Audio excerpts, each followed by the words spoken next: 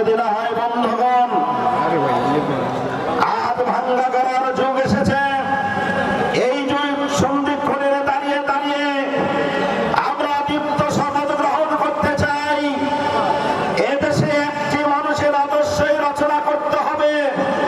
বিশ্বনবী হযরতে মুহাম্মদুর রাসূলুল্লাহ সাল্লাল্লাহু আলাইহি সাল্লামের আদর্শ ছাড়া এই শান্তি নিভে যাবে না।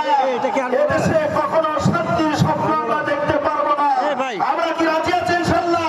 ভাই সাইফুদ্দিন ভাই, এটা আর বড় হয় না। না সম্মানিত ভাইরা, এই লক্ষ্যে বাংলাদেশ জামাত ইসলামীর সকল বাংলাদেশ জামাত ইসলামী শুধু নয়, সকল রাজনৈতিক দল সর্বস্তরের মানুষের কাছে আমাদের এই দাওয়াত। বাংলাদেশ জামাত ইসলামী সম্মিলিতভাবে এই দাওয়াত আপনাদের দ্বার প্রান্তে পৌঁছে দিয়েছে। আমরা ঘোষণা করি, যতক্ষণ পর্যন্ত এই বিজয় সুনিশ্চিত না হবে আমাদের এই কাফেলা চলবে ইনশাআল্লাহ। বাংলাদেশ জামাত ইসলামী একটি জনকল্যাণমুখী সংগঠন।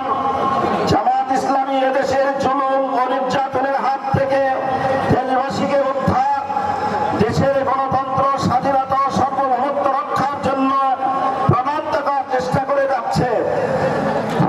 জুলুম ও নির্যাতনের হাত থেকে দেশবাসীকে উদ্ধার, দেশের গণতন্ত্র, স্বাধীনতা রক্ষার প্রাণান্তকর চেষ্টা করে যাচ্ছেন জামাত ইসলামী বাংলাদেশ। এই লক্ষ্যে আপনাদেরকে বলতে চাই, আসুন আগামী দিন বাংলাদেশ জামাত ইসলামী এবং ইসলামী শক্তির সমন্বয়ে একটি দেশ প্রেমিক সরকার গঠন করে বাংলাদেশকে একটি সুখী সমৃদ্ধশালী কল্যাণ রাষ্ট্র আমরা জাতিকে উপহার দেব ইনশাআল্লাহ। আমি দৌলতপুরবাসীদের জন্য বার্তা দিতে চাই, সর্বশক্তিমান আল্লাহর উপরে পূর্ণ আস্থা রেখেই বলছি, আমরা যদি বিজয় হতে পারি, দৌলতপুরের অবৈধ অস্ত্রধারী চাঁদাবাজ দমন, সকল নাগরিকের জান ও মালের নিরাপত্তা নিশ্চিত করবে ইনশাআল্লাহ।